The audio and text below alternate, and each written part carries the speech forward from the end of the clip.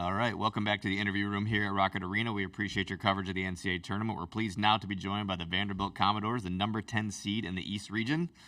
Please remember to silence your cell phones during this session. When you do ask a question, please ask for a mic. We'll have one brought to you. And please speak clearly into the mic so our press conferences can be effectively transcribed. If we do have time at the end, we will kick it over to questions from media that are on Zoom. With that, we'll go straight to questions for the student athletes from Vanderbilt. Fire away. Back left there. Yeah. For any of you three guys, obviously you're playing in a conference that's generally regarded as the best in the country, and you're playing 2,500 miles away from the Bay Area. What do you know about St. Mary's? Let's just go right down the line, starting with Chris. They're a big physical team. We're expecting a fight, obviously. It's going to be a battle. They obviously rebound very well, so we know we're going to have to fight in the trenches. It's just, you watch college basketball, just being a part of things. St. Mary's is a really good program. Been like that for years, so just know that they're going to come to fight, come to play. A lot of guys have been in this situation last year. They've been in a tournament. They got tournament guys, so just know that they're going to come ready to play, know what it's like to be out there, and just got to execute our game plan. Piggybacking off what Chris said, we know they're a tough team, very physical, run some bigger lineups, so we know that, we've been fighting all year long playing the SEC, so a physical game isn't something that's outside of our norm, but our biggest thing is just staying us. We feel like these last couple of games we've had some uncharacteristic moments, so we're just going to try to stick to playing Vanderbilt basketball. Let's go to the right side here, fourth row. Jason, kind of talking about the SEC, you mentioned physicality. How much does that physicality really help you guys and season you guys so when you get into games like this where it's one and done, you're ready for it? It helps us a lot. We know that playing a team like St. Mary's, it's kind of like it's going to be a battle of will throughout the game. I've been watching a lot of March Madness, as I know it's my first time here, but I kind of noticed that the SEC, we're a really rough league, and sometimes that can come back to bite you when you play games like in tournament settings. So we're going to try to make sure we play without the foul, but we're going to play strong, hardcore, SEC basketball. Right side, second row here. AJ, right here. Good to see you, man. Wondering what it's been like for you this year. Obviously, Michigan State here at the same site as you guys. What's it been like seeing the season that they've had while you've been doing your thing? And have you stayed in touch with anybody over there throughout this year? It's good to see you too. But I know I stayed in touch with a lot of the guys. I was there for 4 years. But just seeing their successes is nothing but happiness for me. A lot of those guys that I've been through the wars with, seeing what they went through, and for them to be on top and leading that team to championships that they got this year was definitely an honor for me to see and sit back and watch. But for me, I was just happy with the new opportunity that I got, being with these two guys to my right and my left, and just being able to compete and make a new way for Vanderbilt, and trying to set a new standard there. So that was definitely the big thing for me. Back row on the right side, back row. Sorry. Luke Taylor, Full Court Network. What would you say your team's identity is? I would say we play hard. We're connected, and we want to play fast. I think our identity is just relying on our defense and getting out and executing. Flip it back over to left here. Right chick from the San Francisco Chronicle. Chris, you mentioned St. Mary's rebounding. They lead the country in rebounding margin, as you probably know. What makes them beyond size, what makes them a good rebounding team, and how big a factor will that be, do you think, in this game? Yeah, I think they have some guards that crash on every play, and I think it's going to be a big emphasis of ours is when the shot goes up, we have to find the body instead of having them find us. Additional questions for the players. Left side. Irie Harris, Cleveland.com. For NAU3, stacked conference, a team that was predicted to be last, in the preseason SEC rankings, and yet you guys still defining odds to get here. Like, just in a moment of retrospect, what do you guys think was the biggest recipe within, bringing you guys here to this moment? We'll go down the line on that. Start with Jason. I think that the biggest recipe is just being ourselves, but at the end of the day, we know how we were portrayed at the beginning of the year. One of our quotes that we talk about a lot during practice is we were picked 16th in the conference, and a lot of people didn't expect us to be here, but we knew from day one that we had the talent and capability to become a tournament team. And, we've went on a skid in the season, but we know that that's not who we are. And we know that we deserve to be in this tournament, and we're going to prove it to everybody tomorrow.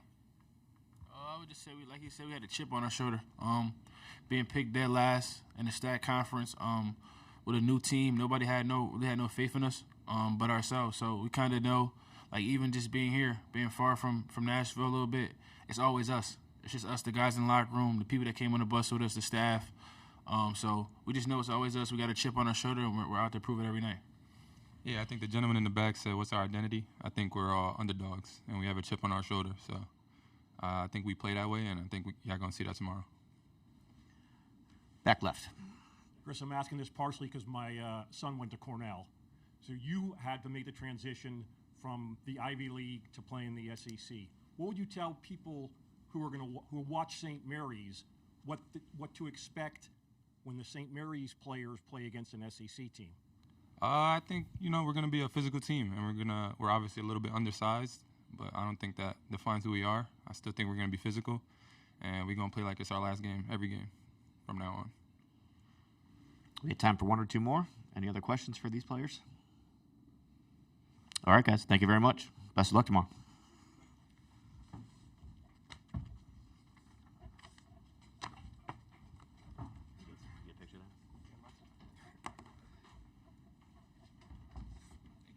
Thank you. Appreciate it.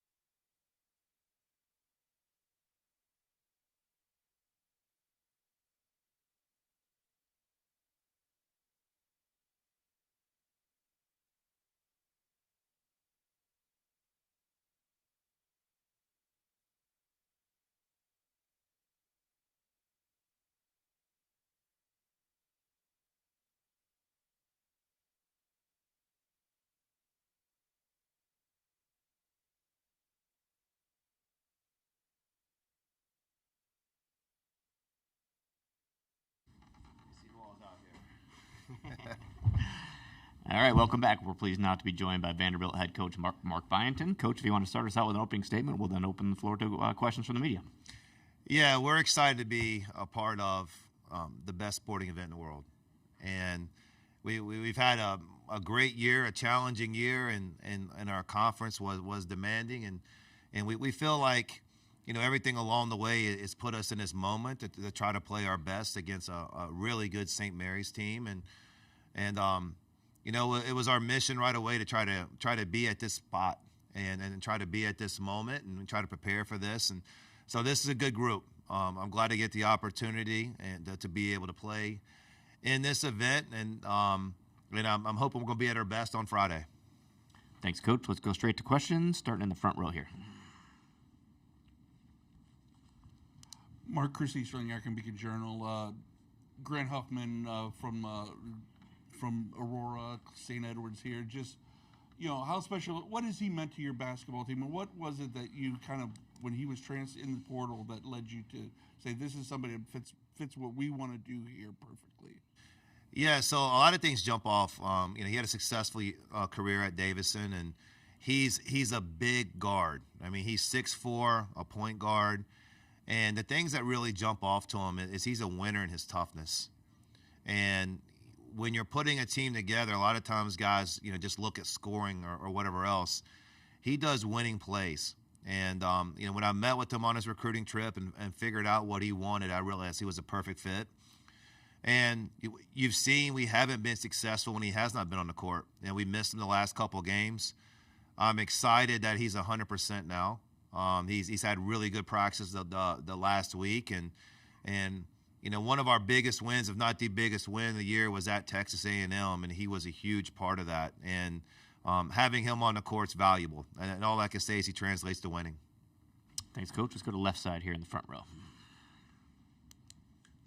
Cameron Justice, News 5 Cleveland. Mark, kind of off of that, how special is it for a guy like him to be able to come back here? He said he did it last year too, but to be able to play in Cleveland on a court that he grew up as a fan watching the Cavaliers play here, how special is it to see a player be able to do that?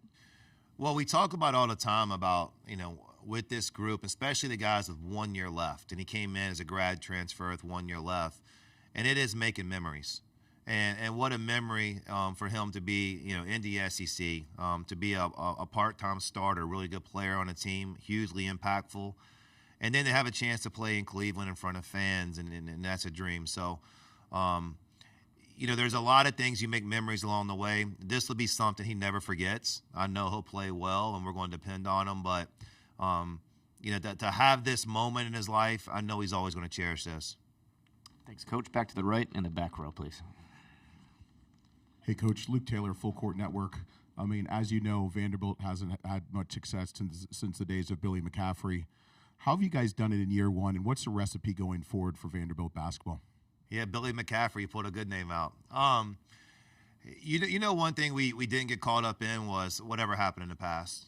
And, we're trying to evolve. College athletics is different. We came into the team and said, let's just maximize, do the best we can with this team. And not worry about what the last year's team was or trying to chase history that was 20, 30 years ago. So it's going to be the same thing with us. It's be in the moment and be our best version of ourselves. The Vanderbilt community, the alumni, the fans, all that's been tremendous. And they've been on a journey with us. And that was what's really been great about this year is kind of getting some people that might have not always, been around the last couple of years, but getting them to believe again. And getting them to be a part of it because they were hugely a part of our success this year. Back to the left in the back row. Ron Krojcik from the San Francisco Chronicle. What do you know about St. Mary? That they're obviously one of the best defensive teams in the country year by year. I mean, Randy's built this program on defense. What makes them good defensively, and how do you sort of combat that? Well, I've been diving in deep in them for about a week now, and the more you watch them, the more you respect them. And, not just Coach Bennett, but their team as well. Talking about St. Mary's, I'll start with this. Their rebounding is phenomenal. And their rebounding margin numbers, you look at their last 4 or 5 games, and you'll see stats like plus 17, plus 24, plus 19, plus 15. You almost think that's a misprint. Like somebody to out-rebound another Division I team by that much is incredible. And they're doing it against Gonzaga and then really good teams. And so we'll start there. That's just phenomenal to do that. And then you mentioned the defense. What makes them good? I think it's number 11, Saxon. I think he challenges stuff around the rim. He's big. He's smart. The guards never get beat off the dribble very often. They're not in rotations very often. Everything's challenged with them. So there's never just an easy shot. You mentioned the crazy rebounding margins. Besides size, why? What makes them so good, better than other teams at rebounding? Yeah, so the big guys do a great job. What they'll do is they'll wedge you underneath the rim, and so on the offense side of it, the ball goes up. They might take a shot that it's a good shot or a bad shot, doesn't make a difference, and they're getting you underneath the rim with their size, their weight, and number 33 comes in and crashes every single time. And so he's extremely impressive too. And then on the other end, they're not out of position. So on the defense side of it, very rarely are they in rotations. Very rarely are they compromised and they keep things in front of you. So when the ball goes up, they have rebounded position. They use the size again. And you can tell what a team emphasizes. And when their stats are like that, I mean, they're incredible at it. I'm sure it's a major emphasis for them. Additional questions for Coach Byington. Front row. Mark, a lot's been made of the SEC, the physicality in the SEC this year, and the kind of the way it's officiated one way or the other. For you guys, how beneficial is it just going to be to get away from SEC opponents, at least for this round, and maybe a different whistle than what you guys saw on a fairly consistent basis in the league? Yeah, there's things we need to worry about and things that I think will take us away from being successful. And, so first thing, the physicality. Like there's not a more physical team in the country than St. Mary's. So hopefully the SEC's prepared us to play against St. Mary's because they're really good at it. But us worrying about whether it's going to be more calls or less calls or whatever else, I think it's going to take us out, and we got our hands full trying to box out and trying to score and trying to do different things there. Is it going to be different? It probably will be, but we'll adjust. We'll figure it out along the way. We're a deep team. We've been in foul trouble a good amount, and sometimes we haven't. So. It really is kind of just keeping number one, keeping our important things, worrying about us, and let the referees do their job too. Let's go back to the back row here on the right. Yeah, Coach, how has last year kind of prepared you for this year's tournament? I didn't really think about it much until actually the selection show on Sunday night when I got back to the house. And then I did take some time and reflect and look at myself and that team and say what I do right and what I do wrong. And, we were able to win the first game, and then we didn't bounce back against Duke last year. And this is a team that I have right now. I think there's only 3 or 4 guys on my team that have been in the NCAA tournament. Now, the staff's experienced, assistant coaches. And what I want this team to do is a major thing is enjoy this. We put in a lot of work to get to this moment. We got to be ourselves on the court. We don't have to change anything. But, looking around and enjoying the moments, enjoying the feeling, enjoying the competition. And like I said, there's no better sporting event in the world than this. I mean, this takes over our country. It takes over the world. Being a part of this as a coach is great. I want our players to really enjoy this moment as well. Left side, Coach. Coach, one of the reasons St. Mary's has such good defensive numbers is because the pace it plays offensively. I assume you guys normally play a pace that's faster than what St. Mary's likes to do. Is it easier for a slower-paced team to slow down a fast-paced team, or a fast-paced team to speed up a slower-paced team? Yeah, it's easier to slow a team down. And we're not going to be able to speed them up. I mean, the game's not going to be in the 90s. It's just not going to be the case. They're deliberate on offense. They get to what they want to. They take good shots. They rebound if they miss it. And so it is longer possessions. And on defense, they're so good that you're not going to break them down in 5, 6, 7 seconds like you can some teams. And so they're going to make you kind of grind the possession out. So it's a challenge there. They are, I think the numbers are saying like one of the top 5 slowest teams in the country. We've played a couple teams like that this year, and we got to learn from it. Sometimes we weren't comfortable with it and embrace it, even though we're being successful. And we got to understand this game that it's going to be a grind game. We got to embrace their style, their pace, the possessions, and we're going to try to score when we can, early, middle, or at the end of the shot clock. But at the same time, whatever is going on, we got to realize, stay the course. Any additional questions for Coach Byington? Looks like we're all set, Coach. Right, thank you.